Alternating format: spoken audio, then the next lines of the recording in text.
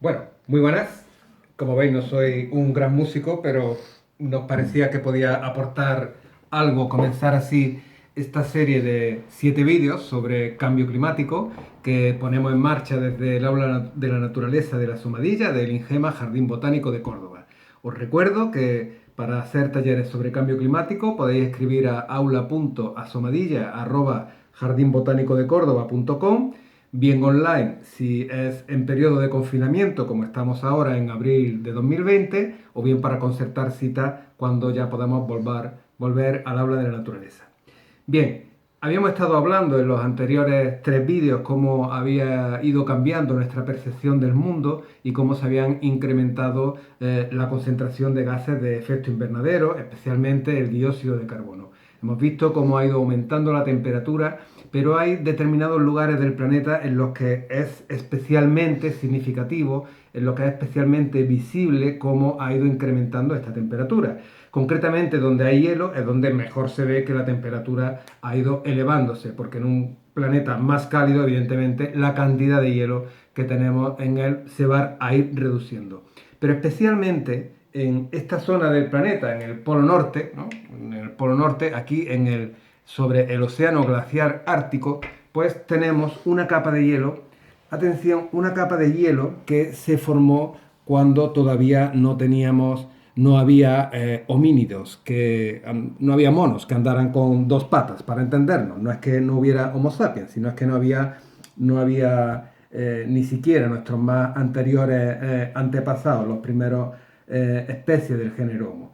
Bien, pues esta capa de hielo que tiene millones de años de antigüedad estaba así a finales de los años 70, y en menos de 30 años pues se ha perdido toda esta zona que vemos aquí, que se puede apreciar. Es una capa de hielo que está flotando sobre el océano, y esta zona, esta parte que hemos perdido en ese corto periodo de tiempo, pues es una extensión mayor que la superficie de Portugal, de España, de Francia e Italia juntas. O sea, no es un trocito pequeño de hielo, sino que es un gran trozo de hielo.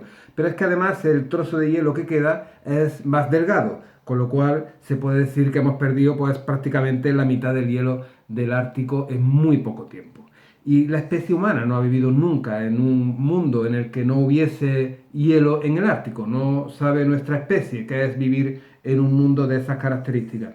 Pero además de dar una imagen de cómo está incrementándose la temperatura en el planeta Tierra, esta nos muestra también, hace relación a una cuestión que la comunidad científica nombra como fenómenos de retroalimentación. Tenemos varios, pero uno tiene que ver con lo que está pasando en esta parte del planeta. Resulta que durante 6 meses al año, que es el momento en el que da luz solar en esta parte del planeta, en el círculo polar ártico, pues durante 6 meses al año, esta capa de hielo, esta capa blanca de hielo, funciona como un inmenso espejo, de tal manera que la radiación solar que incide sobre este blanco espejo, pues sale rebotada hacia el espacio exterior. De esta manera, el hielo del Ártico funciona también como un sistema de refrigeración del planeta Tierra. Si perdemos ese hielo, esa radiación que incide sobre esta parte del planeta durante 6 meses al año, pues dejará de salir rebotando, sino que pasará a calentar esta parte del océano. ¿Lo veis? Que se pierda el hielo del Ártico es una consecuencia del calentamiento global del clima. Pero si se pierde el hielo del Ártico, eso se convierte en causa del calentamiento global. O sea, un efecto, una consecuencia que se convierte en causa.